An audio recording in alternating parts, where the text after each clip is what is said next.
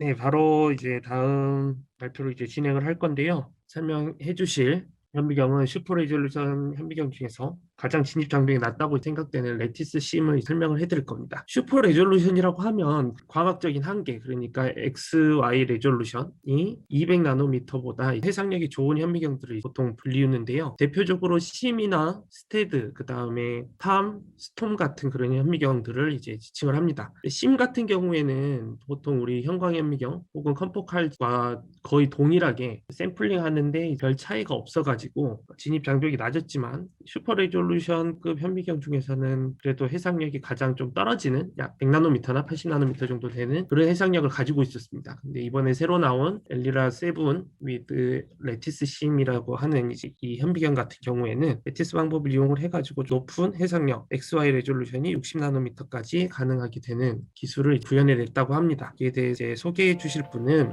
짜이스의 김용재 팀장님이시고요. 경희대학교에서 생물학과 미생물학을 이제 전공을 하셨고, 칼자이스와 에임스 현미경에서 오랫동안 어플리케이션 스페셜리스트로 활동을 하시다가 2013년도부터 2016년도까지는 서울대학교 기초과학 공동기기원에서 컴포칼과 SRM 연구원으로 계셨습니다. 그리고 2016년도부터는 다시 이제 칼자이스 현미경 사업으로 돌아오셔가지고 어플리케이션 팀장을 맡고 계십니다. 그러면 발표 들을 수 있도록 하겠습니다. 부장님 부탁드리겠습니다.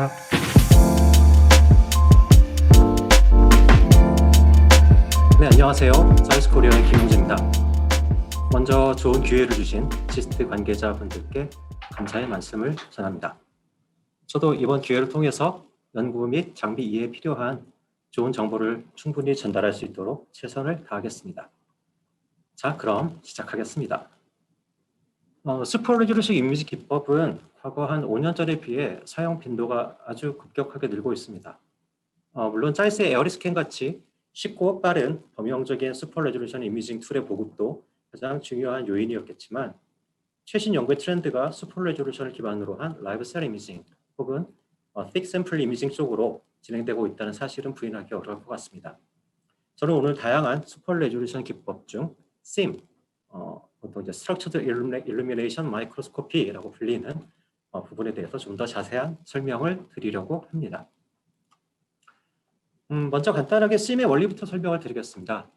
심의 가장 중요한 원리는 즉 슈퍼 레졸루션 이미지를 갖고 있는 그 정보를 갖고 있는 그 하이 프리퀀시 정보를 갖고 있는 언노운 샘플 위에 우리 샘플이 되겠죠? 우리가 알고 있는 패턴, 여기서는 이제 그리드 패턴을 조사해 주면 쉽게 현미경으로 관찰이 가능한 로우 프리퀀시 정보인 그 모이어 프린지를 얻을 수가 있습니다.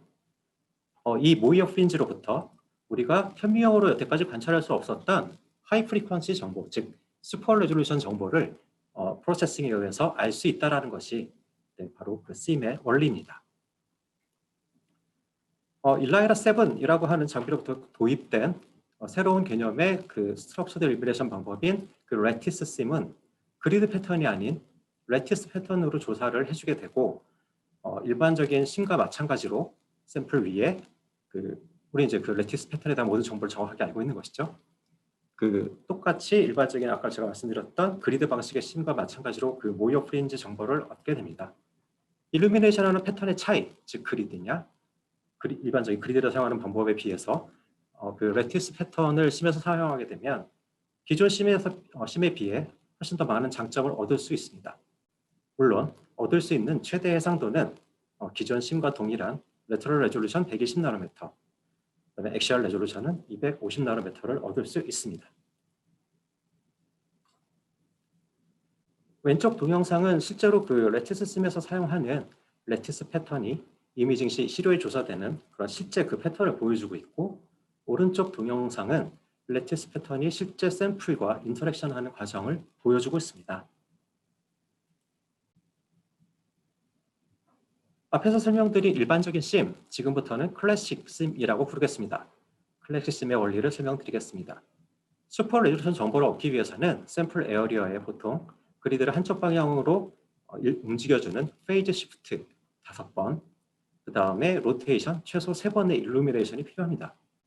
즉, 한 장의 결과를 얻기 위해 15장 정도의 이미지가 필요합니다. 이 과정 중에서 페이즈 시프트는 매우 빠른 반면 로테이션을 시키는 과정이 하드웨어적으로 매우 느립니다. 이 부분이 클래시컬 심에서 빠른 이미징이 불가능한 이유였습니다.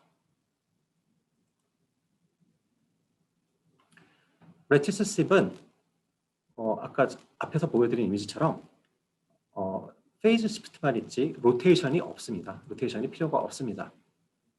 따라서 최소 13장의 페이즈 시프트 이미지만 있으면 슈퍼레조션 이미징을 얻기에 충분한 데이터를 얻을 수가 있고, 마찬가지로 그 프로세싱에 의해서 슈퍼레조션 이미지 결과를 쉽게 얻을 수 있습니다. 그렇다면 레티스 씹의 장점은 무엇일까요? 보시는 것처럼 클래시컬 심은 그리드 패턴을 이용하기 때문에 일루미네이션이 중첩되는 영역이 많습니다. 즉, 포토 블리칭 및 데미징의 확률이 매우 높아지게 됩니다. 방금 보셨던 진한 노란색으로 보이는 부분이 바로 일루미네이션이 중첩되는 부분입니다. 반대로 레티스 심은 이러한 일루미네이션 중첩이 거의 없습니다. 따라서 기존 심에 비해 매우 빠르고 포토 블리칭 및 데미지로부터 여러분들은 훨씬 더 자유로워지게 됩니다. 방금 설명드린 레티스 심 기법을 이용한 슈퍼레조션 이미징의 한 예입니다. 액틴을 염색했고 일반 형광현미경, 그다음에 심 이미지, 그리고 더 확대된 이미지를 관찰하실 수 있습니다. 일반적으로 심은 기존 형광현미경에 비해 X, Y, G 모든 방향의 해상도가 2배 정도 증가된 결과를 매우 쉽게 얻을 수 있습니다. 이 동영상은 그 MF셀의 ER 멤브레인을 TD 토메이토로 레이블링한 라이브 이미지이고 초당 약 10장의 고속 슈퍼레조션 이미지의 결과입니다. 지금 화살표가 가리키는 부분을 보시면 ER 멤브레인 크로스를 아주 정확하고 선명하게 관찰하실 수 있습니다. 이러한 빠른 이미징은 사실 기존의 그 클래시컬 심에서는 매우 어려운 부분이었습니다. 왜냐하면 그리드를 로테이션 시켜야 되기 때문에 로테이션 시키는 그 시간만큼 타임 레졸루션이 떨어지기 때문입니다.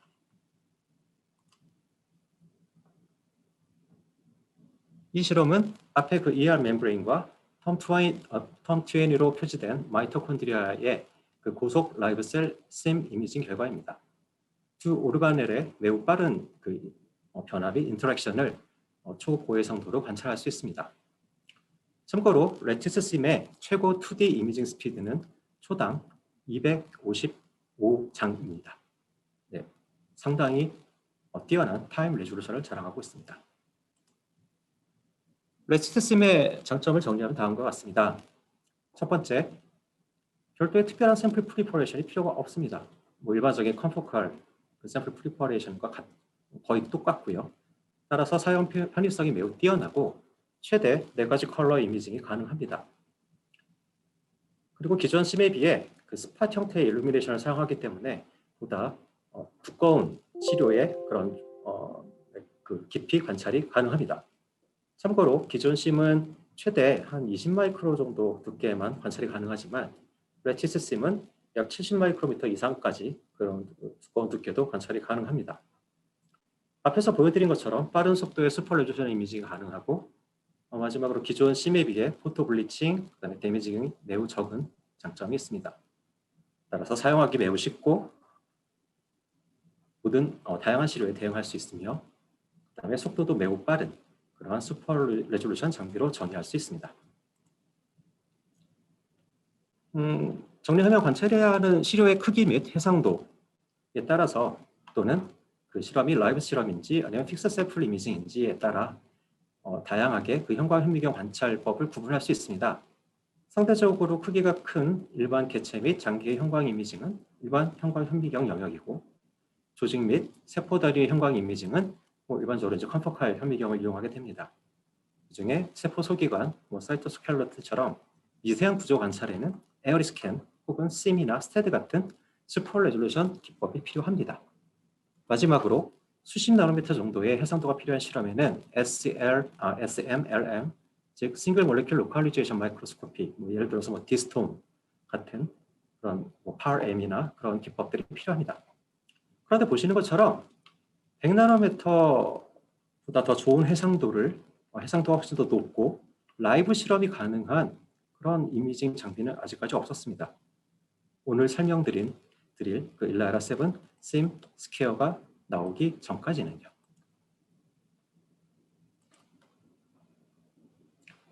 지금 보시는 동영상은 코스 7셀의 SIM을 이용한 그 슈퍼 레졸루션 라이브 이미징 결과입니다. ER과 마이크로튜브를 각각 TD 토메이토와 GFP로 레이블링했습니다. 왼쪽의 동영상을 보시면 뭐 별다른 움직임이 보이지 않는 것처럼 보입니다만 그 흰색 박스 부분을 확대해서 보면 매우 빠르게 움직이고 있음을 확인할 수 있습니다. 바로 전에 레티스 심 기법을 이용해서 시료의 포토 데미징이나 포토 블리칭을 최소로 하면서 레터럴 레졸루션을 최대 120나노미터까지 구현할 수 있는 이미지 결과를 얻을 수 있다고 설명드렸습니다. 이 실험도 마찬가지 그 레티스 심 장비인 일라이라 7으로 초당 약 10장 정도의 투컬러 이미지 결과를 쉽게 얻을 수 있었습니다. 그런데 이제 이상하죠. 오른쪽 확대된 이미지의 해상도가 기존 일라이라 7보다 좀 좋아 보입니다. 정말 그런지 확인해 보겠습니다.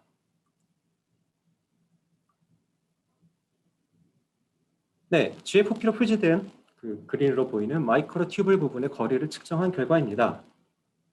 50에서 70나노미터의 거리로 측정되었습니다. 심은 최대 해상도가 120나노미터인데 지금 보시는 이 숫자들은 이 측정 결과들은 어떻게 측정될 걸까요? 조금 더 측정 결과를 자세히 보겠습니다. 왼쪽 그래프는 각 측정 부분의 그 라인 인텐시티 프로파일입니다. 보통 이제 형광 이미징에서 이미지 사이의 거리를 측정할 때 가장 많이 사용하는 방법이죠.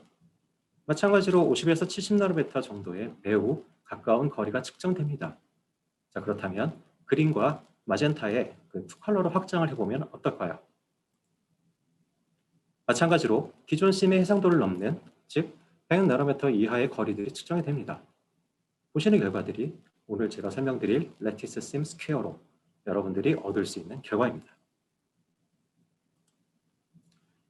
장비의 해상도를 측정하기 위한 도구인 그 DNA 오리가미 테크닉을 기반으로 만들어진 나노 룰러 시료입니다. 100나노미터 이하의 시료들이 매우 선명하게 구분되는 것을 볼 수가 있습니다. 물론 60나노미터 이하까지도 포함입니다. 슈퍼 레졸루션 실험 혹은 이제 장비를 구매 예정이신 분들께서 많이 말씀하시는 심은 좀 그런데 심을 이렇게 별로 이렇게 선호하지 않는 그런 이유에 대해서 정리를 해봤습니다. 아까 처음에 김한 박사님께서 말씀하셨던 것처럼 첫 번째 120나노미터 정도의 해상도는 굳이 심을 사용하지 않아도 구현할 수가 있고요. 사실 그 짜잇에서 생산하고 있는 LSM 컴포칼 현미경의 에어리스캔에서도 120나노 정도는 쉽게 구현이 가능하지 않나요?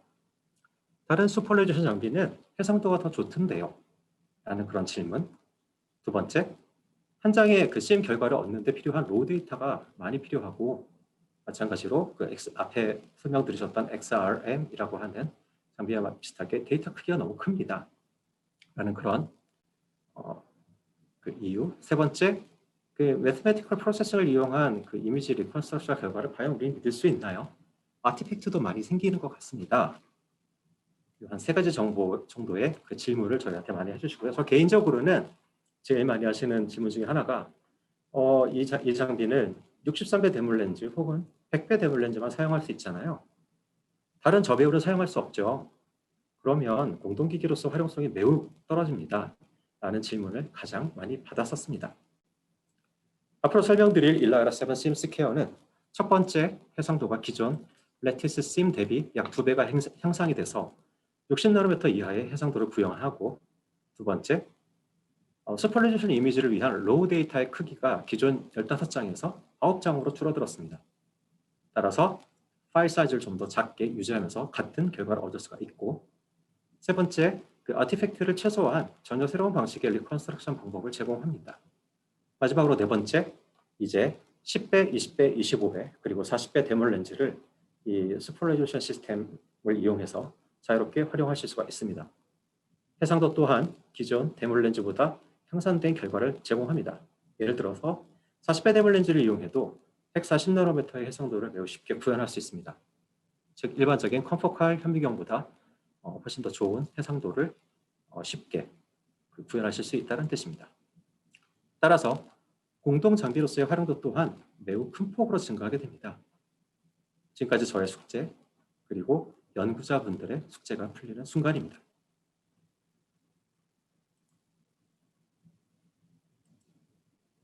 다시 한번 정리하면 100나노미터 이하의 초고해상도로 자유로운 라이브 셀 이미징을 할 수 있는 시스템은 일라이라 7 심스퀘어가 유일하고 10배의 저배율 대물 렌즈로부터 고배율 대물 렌즈까지 다양한 시료에 대응이 가능하다라고 정리할 수 있습니다.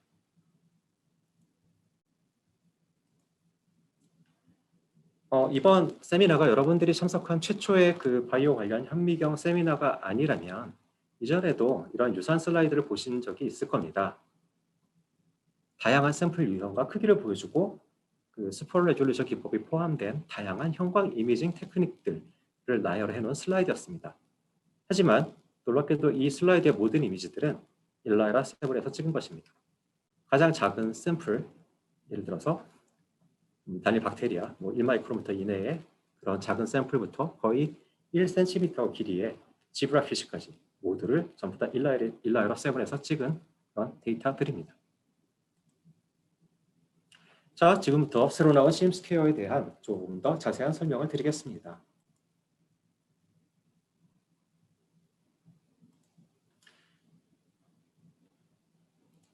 얼마나 다양한 실험을 할 수 있는지 먼저 설명을 드리고 어떻게 기존 심의 해상도보다 2배 향상된 해상도를 얻을 수 있는지에 대한 답을 드리도록 하겠습니다.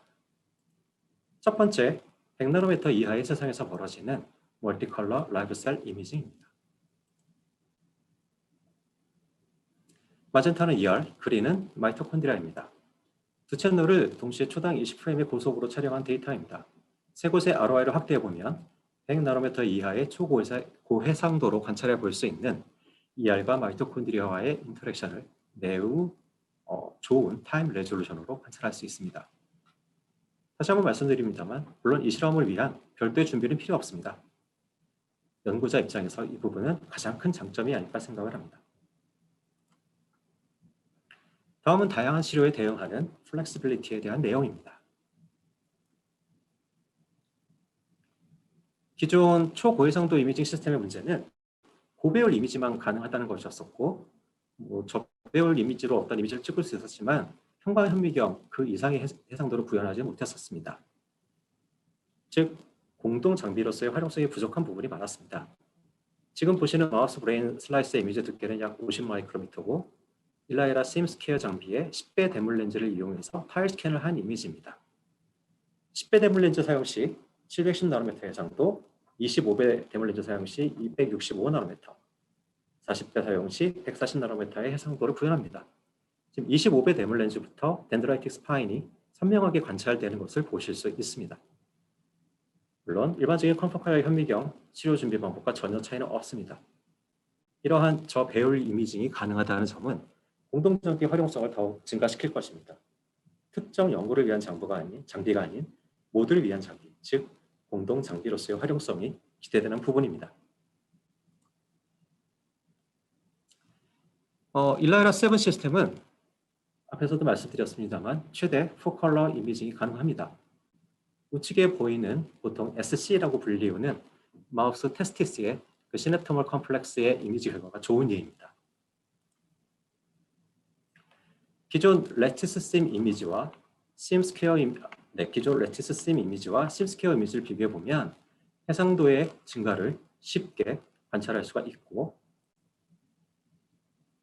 왼쪽에 그 시냅토멀 컴플렉스 모시도와 같이 블루로 보이는 그 SAIS-P3는 제일 바깥쪽에, 빨간색으로 보이는 SAIS-P1의 C 터미널은 가운데, 노란색으로 보이는 SAIS-P1의 N 터미널은 레드와 그린 사이에 정확하게 위치하고 있습니다. 또한 각 채널 사이에 50나노미터 이하의 거리가 분리되어 보입니다. 당연히 기존 심에서는 불가능했던 결과입니다. 이렇게 새로 개발된 레티스 심스퀘어는 어떤 면에서 여러분들의 실험을 도와드릴 수 있을까요? 크게 4가지 부분으로 정리할 수 있습니다. 첫 번째, 당연히 해상도. 두 번째, 매우 견고하고 정확한 데이터. 세 번째, 옵티컬 섹셔닝. 네 번째, 이미지 효율 및 그 다음에 이미지 스피드입니다. 먼저 해상도입니다. 앞에서 설명드린 바와 같이 기존 심의 2배 해상도인 최대 60나노미터의 초고해상도 결과를 얻을 수 있습니다. 물론 기존 컴포컬에서 사용하시는 일반적인 형광 다이를 이용할 수 있고 쉽게 멀티 컬러 이미징을 할 수 있는 슈퍼 레졸루션 시스템 중 가장 유일한 시스템이 아닐까 생각합니다. 심과 심스퀘어 이미지를 비교해 보면 해상도 증가에 의한 차이를 쉽게 이해하실 수 있습니다. 심스퀘어를 이용하면 60에서 70나노미터 거리 차이를 쉽게 관찰하실 수가 있고 분리하실 수 있습니다. 두 번째는 심 리컨스트럭션 과정 중에 발생하는 아티팩트를 최소화할 수 있어 항상 정확한 결과를 얻으실 수 있습니다. 심에서는 보통 프로세싱 스트렝스를 조정할 수 있습니다. 물론 보통은 소프트웨어에서 제공하는 오토 기능을 이용해서 소프트웨어가 자동적으로 그 스트렝스를 선정하지만 스트렝스를 조정해서 더 디테일한 정보를 얻을 수 있습니다. 다만 일정 한도 이상으로 증가시키면 지금 위쪽에서 위에 있는 그림처럼 너무 증가시키면 보시는 것처럼 아티팩트들이 증가되어 정확한 정보를 추출하기가 어려워지는 단점이 있습니다. 심스퀘어에서는 훨씬 개선된 그 알고리즘을 적용해서 스트렝스를 증가시켜도 아티팩트의 증가를 최소화할 수 있도록 보완되었습니다. 즉 사용자의 개입으로 좀 더 디테일한 정보를 얻을 수 있습니다. 세 번째는 3D 마이크로스코프의 가장 중요한 부분인 향상된 옵티컬 섹셔닝입니다. 기존의 그 클래식한 심이 일반적인 그 G 레졸루션이 250나노미터였다면 이번에 새로 개발된 심스퀘어의 경우 200나노미터로 향상되었습니다. XY뿐만 아니라 G 방향으로도 해상도가 향상된 그런 결과를 얻으실 수 있습니다. 기존 심과 심스퀘어의 지스택한 데이터 비교입니다. 우측 이미지의 G 섹션별 이미지 두께가 훨씬 더 얇아졌고 결과적으로 향상된 G 해상도의 결과를 쉽게 얻을 수 있습니다. 마지막으로 이미징 효율성 및 빠른 이미지 치수 속도입니다. 최대한 로우 데이터의 크기를 줄이면서 원하는 초고해상도 이미지 결과를 얻을 수 있는 방법이 바로 심스퀘어입니다. 기존 레티스 심에서는 하나의 이미지 결과를 얻기 위해 최소 13장의 그 페이즈 시프트된 이미지가 필요했었습니다. 물론 레티스 심의 장점인 로우 포토 블리칭은 아직도 유효합니다만 만일 하나의 결과를 얻기 위해 로우 데이터의 수를 줄일 수가 있다면 실에 조사되는 레이저의 양도 줄어들고 타임 레졸루션은 훨씬 더 줄어들게 될 것입니다. 오른쪽의 ER 라이브 셀 이미징은 로우 데이터 9장으로 찍은 결과로 기존 심에서 제공했던 초당 17프레임에서 29프레임으로 타임 레졸루션을 증가시킨 결과입니다. 물론 해상도는 60나노미터까지 구현할 수는 없지만 기존 심 정도의 120나노미터의 해상도로 조금 더 빨리 보다 오래 라이브 셀 이미징이 가능해집니다. 즉 심스퀘어는 9장의 샘플링으로 기존 심 해상도의 120나노미터를 쉽게 구현할 수 있는 새로운 기법입니다. 자, 이제 심스퀘어의 이러한 그 해상도 증가에 대한 설명을 드릴 차례인 것 같습니다. 일반적인 심 프로세싱은 예전에 레티스 심 웹이나서 제가 다른 곳에서도 마찬가지고요. 사이트에서 몇 번 했던 것 같은데요. 설명드린 바와 같이 그 심 프로세싱에는 디컨볼루션 과정이 같이 포함되어 있습니다. 디컨볼루션은 현재 현미경 이미지에서 가장 많이 쓰이는 프로세싱 기법으로 결과적으로 그 해상도의 향상 및 시그널 대 노이즈 레이쇼, 즉 신호 대 잡음비를 향상시키는 기능을 합니다. 준비된 시료를 현미경으로 관찰하면 원래 가지고 있던 정보들이 다르게 보이는 현상이 나타납니다. XY 혹은 G축으로 약간 좀 퍼져 보이는 이미지 형태로 관찰이 됩니다. 이때 현미경 자체를 하나의 함수, 예를 들어서 y는 x 플러스 2라는 그런 함수로 보고 한 점이, 동그란 점이 어떻게 퍼져 보이는지를 알면 우리는 현미경으로 관찰할 때 실제 샘플이 어느 정도로 퍼져 보이는지를 예측할 수 있습니다. 이 함수가 바로 PSF, 보통 포인트 스프레드 펑션, 한국말로는 점퍼짐 함수라고 하는 파라미터입니다. 만약 우리가 지금 사용하는 현미경 장비의 PSF를 정확하게 알고 있다면 역으로 우리가 현미경으로 얻은 그 관찰한 이미지로부터 원래 시료의 이미지를 추정할 수 있습니다. 바로 이 과정이 디컨볼루션입니다.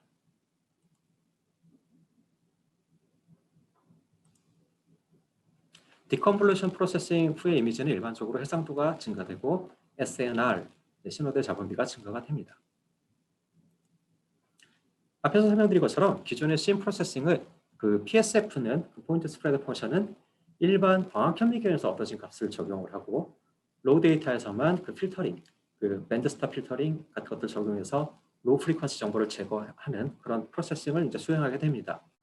즉 초고해상도 이미지를 얻기 위한 하이 프리퀀시 정보만을 얻기 위한 작업이었습니다.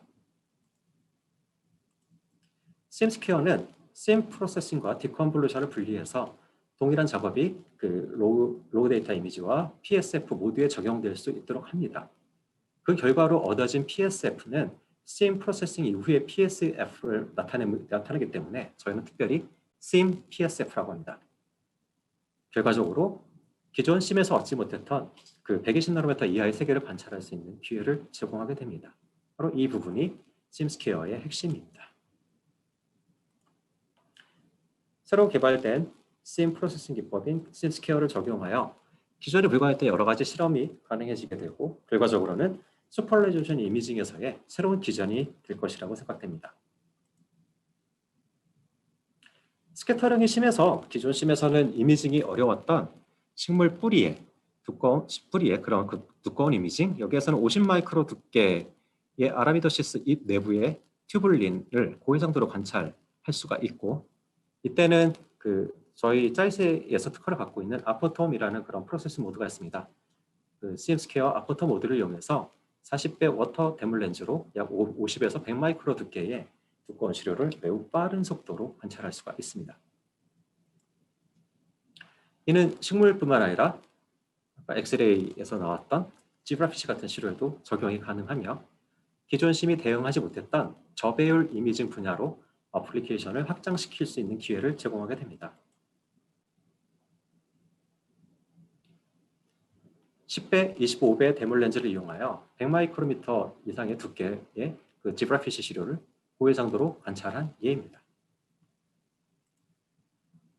지금까지 말씀드린 내용을 정리를 해보면 새로운 심스퀘어를 이용해서 여러분들은 지금까지 볼 수 없었던 새로운 발견을 하게 될 것이고 현존하는 시스템 중 가장 높은 해상도와 속도를 갖는 라이브 이미징 결과를 얻게 될 것입니다.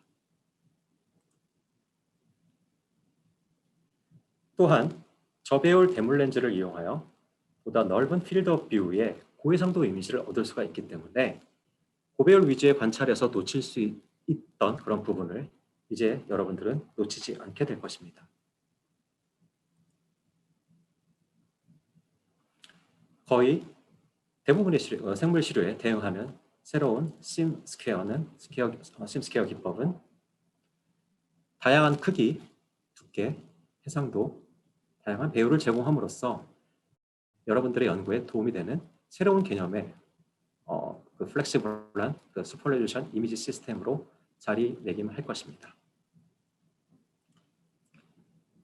네, 감사합니다. 지금까지 짜이스 코리아의 김용재였습니다. 바쁘신 와중에 경청해 주셔서 대단히 감사합니다.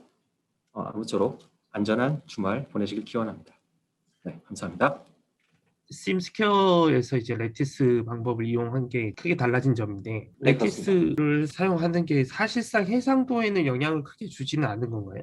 네, 그렇습니다. 이거는 하지만, 속도에 관련됐다고 봐야 되겠네요. 네.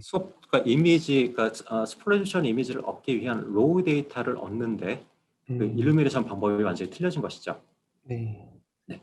그래서 속도와 이제 그 로우 데이터의 그 용량에 대한 네. 이제 이점이 좀 생긴 거라고 생각해야 되겠네요. 그리고 속도에서도 사실 상당한 큰 그 이득이 있습니다. 네. 그 심을 찍고 나서 디컨볼루션 된 이미지를 바로바로 좀 실시간으로 확인하면서 이미징은 가능한가요?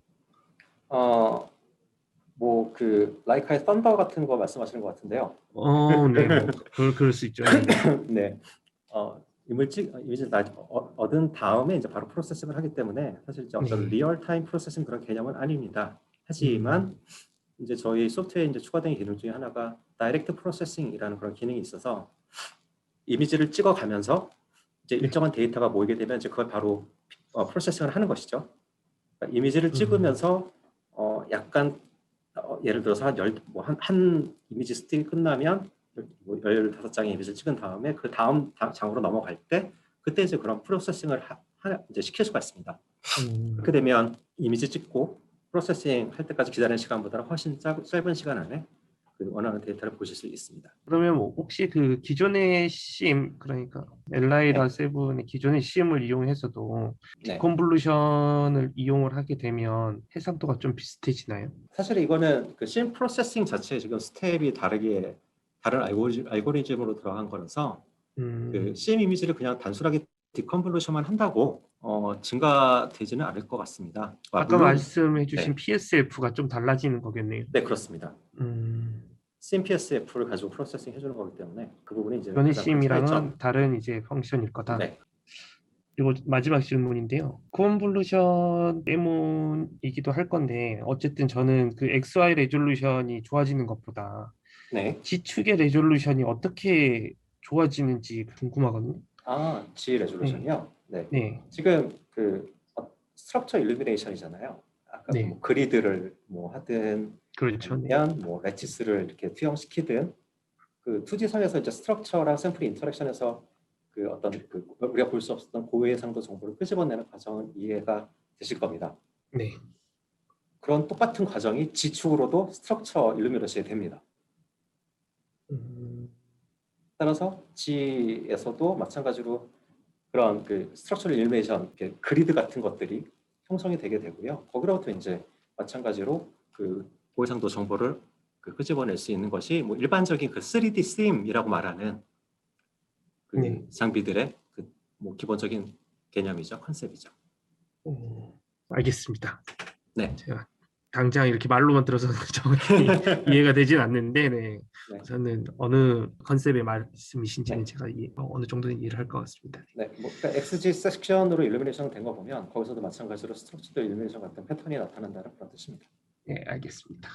네, 뭐 참고로 저는 저희 그 짜이스는 요새 그 레티스 일루미네이션을 이용한 많은 테크놀로지가 새로운 장비들이 나오고 있는데 원래 오늘도 사실은 그 이 레티스 심과 그 다음에 얼마 전에 출시된 그 레티스 라이싯이라고 하는 장비 두 개를 동시에 할까라고 생각을 했었습니다. 근데 두 개를 동시에 하면 약간 좀 혼동이 있을 것 같아서 다음에 그 디스트에서 또 다른 이런 비슷한 기회를 주시면 그때 레티스 라이싯이라고 하는 이미지 기법에 대해서 따로 설명드리도록 하겠습니다. 기본적으로 셀 수준에서 그 3D 볼륨 이미징을 매우 빠른 속도로 할 수 있는, 그러니까 기존에 지금 지스트 라이싯이라는 장비가 이미 운용 중이시죠. 네. 그 라이싯 장비는 큰 샘플, 예를 들어서 티슈 클리어링 되어 있는 뭐 수미리, 뭐 1cm 정도 되는 큰 시료를 되게 빠르게 이미징하는 그런 장비라면 레티스 라이싯은 셀 수준에서 싱글 셀 수준에서 그 라이싯과 비슷한 그런 원리를 이용해서 매우 빠른 3D 볼륨 이미징을 하는, 그 다음에 포토 톡시시티나 포토 데미지는 거의 0에 수렴하게 만드는 그런 그 4D 라이브 셀 장비라고 생각하시면 좋을 것 같습니다. 자세한 설명은 그 다음에 기회를 주시면 열심히 한번 해보도록 하겠습니다. 그리고 아까 그 박사님께서 말씀하신 내용 중에 해상도가 CM이 제일 떨어진다, 슈퍼 레졸루션 장비 중에 물론 그 심스퀘어 자체가 뭐 60나노미터까지 증가돼서 저도 매우 좋긴 한데요. 저희는 이걸 또 생각을 해봐야 될 것 같습니다. 사실 제가 갖고 있는 질문이기도 하고요. 지금 슬라이드 보시는 것처럼 이뮤노플루오레센스 레이블링을 한다고 가정을 했을 때 보통 이제 우리가 흔하게 이용하는 안티바디의 크기는 보통 한 15나노미터 이상 정도의 크기를 갖고 있습니다. 그리고 보통 세컨더리 안티바디까지 같이 사용하기 때문에 실제 이제 표지를 위한 그 안티바디 크기 그 덩어리 자체는 훨씬 더 커지게 될 거고, 사실 우리가 보는 시그널은 이 세컨더리 안티바디에 붙여놓은 형광 다이의 시그널을 관찰하게 되죠. 따라서 만약에 관찰하려고 하는 구조의 크기가 예를 들어서 한 10나노미터 정도의 두께를 가지고 있다면 면역 형광법 같은 것들을 이용해서 염색하게 되면 실제 이미지상에서의 두께는 한 40에서 50나노미터 정도로 좀 더 커지게 될 겁니다. 마치 눈이 많이 온 날, 작년 겨울에 눈이 정말 많이 왔었는데요. 눈이 많이 온 날 그 철봉에 쌓인 눈을 보면 실제 이제 철봉 두께보다 좀 좀 더 이렇게 옆에서 보고 훨씬 더 두꺼운 네, 그런 식으로 실제로 이제 이 샘플이 갖고 있는 그 피지컬 디멘저보다 훨씬 더 이렇게 커지게 될 거거든요. 이런 상황에서 예를 들어서 10나노미터 정도의 해상도를 갖는 혹은 그 이하의 갖고 그런 해상도를 갖는 슈퍼 레졸루션 기법은 이제 어떤 식으로 이러한 이런 그 샘플 프리퍼레이션 자체의 한계를 극복하게 되는지 저는 사실 그 부분이 좀 궁금했었습니다. 그래서 저도 답을 모르기 때문에 사실 짜이스에서도 아직 이런 장비는 나오지 않아서 사실 같이 오늘 들으시는 여러분께 드리는 질문으로 남겨놓으려고 합니다. 그 팜이 조금 그거에 대해서 극복을 한 건 아닌가요? 팜도 네, 마찬가지로 네, 팜은 이제 보통 이제 프로세스 프로테인을 이용하죠. 네. 보시는 것처럼 당연히 엔티보디보다 훨씬 사이즈는 작습니다. 지금 여기 밑에 나와 있는 스케일 바의 크기가 4나노미터거든요. 4나노미터네. 네. 그러니까 뭐 한 4에서 한 5나노미터 정도의 사이즈를 뭐 GF 같은 경우 이제 그 정도 갖고 있어서 당연히 이제 레졸루션이 더 증가가 될 겁니다. 일반적인 그 세컨더리의 컨주게이션에서 쓰는 그 안티바디, 그러니까 이뮤노플루어센스 레이블링 방법에 비해서는요. 그래서 이제 8M이 뭐 일반적인 그 디스톰에 비해서 조금 더 레졸루션이 좋을 수 있는, 그러니까 얻어진 이미지에 대한 어떤 그런 레졸루션을 본다면 그런 것들 제공하긴 하는 것 같은데, 예를 들어서 저희가 그 레이블링하는 그 전체적인 시스템의 그 사이즈보다 저의 그 이미지가 하는 점, 예를 들어서 뾰족한 뭐 볼펜이라고 하죠. 볼펜이 훨씬 너무 작다면 사실은 우리는 그 바깥에 지금 제가 여기 보여드린 이 바깥의 점들을 되게 정확하게 찍는 거라고 생각이 되거든요. 네. 그런 것들은 어떻게 극복이 되는지 네, 저도 매우 궁금한 사항입니다. 사실 팜이나 스톰이 제가 알기로는 그 아까 설명해 주신 대로 하면 눈 속에 네. 이 정도의 철봉이 있을 거다라고 이제 예상을 하고 점을 찍는 그런 식의 방법이기 때문에 사실은 거기서는 각 그 형광 몰레큘, 싱글 몰레큘, 그렇죠. 싱글 몰레큘의 로컬리제이션을 정확하게 측정해서 점으로 찍어주는 그런 컨셉이 바로 팜이나 디스톰이기 때문에 네. 사실 철봉 자체의 그 어떤 정보를 보여주는 건 아니죠. 맞습니다. 네. 네. 근데 이제 또 그거에 대해서 네. 조금 그래도 극복했다고 주장을 하시고 네. 이제 장비를 네. 만들어서 판매를 네. 하실 분들이 네. 마지막 그 다음 시간에 4시부터 이제 네. 소개드릴 민플럭스라는 이제 현미경이고 이번 컨셉은 스테드에서 이제 시작이 되는 건데 네. 조금 더 자세히 이제 설명을 해주신다고 그렇군요. 하시니까요. 네. 혹시 시간 되시면 저도 궁금해서 한번 정리를 해봤었습니다. 맞습니다. 좋은 지적을 해주신 것 같습니다. 뭐 사실 제가 발표 내용 동안 계속 말씀드린 내용이긴 한데 그 SIM이라는 기법의 가장 큰 장점은 뭐 SIM 스퀘어는 이제 레졸루션도 상당히 그 증가가 돼서 활용도가 상당히 많을 것 같기도 하지만 뭐 가장 좋은 점 중에 하나는 별도의 이제 샘플 프리퍼레이션이 필요 없다는 게 정말 큰 장점일 것 같습니다. 뭐 아시겠지만 이제 스테드 같은 경우는 특별한 다이를 이용해야 되고 사실 그 멀티 프로세스 이미징에는 사실은 약간 좀 한계가 있는 그런 그러니까 좋은 점이 있으면 항상 단점이 있지 않습니까? 그런 것처럼 이 그 각각 그 스플레이션 테크닉마다 장점과 이런 단점들이 아주 명확하게 구분되기 때문에 그 이런 장비를 사용해서 실험하시는 분들은 정확하게 내가 얻어야 되는 이미지의 해상도가 얼마 레인지인지 그 다음에 이런 것들을 보기 위해서 어떤 것들이 필요한지 이런 것들을 충분히 그 전에 습득하신 이후에 실험을 시작하시는 게 매우 좋을 것 같습니다. 맞습니다. 사실 그 방금 언급해 주신 점 때문에 간단히 제가 제목을 지을 때도 진입 장벽이 제일 낮다고 이제 표현을 한 게 어떻게 보면 다른 슈퍼 레졸루션 같은 경우에는 이 샘플링 하는데 좀 어려움이 많아가지고 그다음에 아시다시피 또 스테드 같은 경우에는 이 온라인을 또 하는데도 또 어려움이 있고 그래가지고 이제 진입 장벽이 제일 낮다라고 좀 표현을 했었는데 잘 지적을 해주시네요. 네. 정말 좋은 표현인 것 같습니다. 왜냐면 바로 그냥 컴포컬 시료를 바로 올려놓고 찍을 수가 있으니까요. 맞습니다. 네. 다른 뭐 다이나 이미징 버퍼를 쓰는 것도 아니고 특별한 이미징 버퍼를 쓰는 것도 아니고 사실 여기 지스트 같은 경우에는 아직 슈퍼 레졸루션 현미경이나 이런 것들이 구축이 되어 있지 않은 상태이기 때문에 새로 이렇게 실험을 세팅해야 되는데 그런 의미에서는 제일 접근성이 좋은 거 아닌가라는 좀 판단을 하게 됩니다. 네. 그다음에 사실 이 심스퀘어가 나오기 전까지 일라이라 7이라는 그 레티스 심 장비는 사실은 63배 전용이었었어요. 그러니까 다른 배율 데몰렌즈도 꽂혀는 있지만 사실은 그걸 가지고 어떤 심 기능을 이용해서 뭔가를 할 수는 없었거든요. 근데 이제 그 심스퀘어 아포톤 모드라는 것이 생겨서 같은 뭐 예를 들어서 25배 데몰렌즈를 사용했다 하더라도 컴포컬러 찍었던 25배 데몰렌즈보다는 훨씬 더 해상도가 좋은, 하지만 매우 빨리 찍어주는 그런 장점들이 있어서 그 공동 장비로서의 활용도는 상당히 높아지는 것 같습니다. 심스퀘어든지 그 아까 아포톰을 이용하던 거든지 그러면 다 네, 카메라 한 베이스로 장비에서 이렇게 디텍션을 네, 하는 그렇습니다. 거죠. 네. 네, 네. 아 그러면 저 배율에서는 그 따로 이 심을 이용을 하는 건 아니고 아포톰을 이용해 가지고 네, 하는 건가요?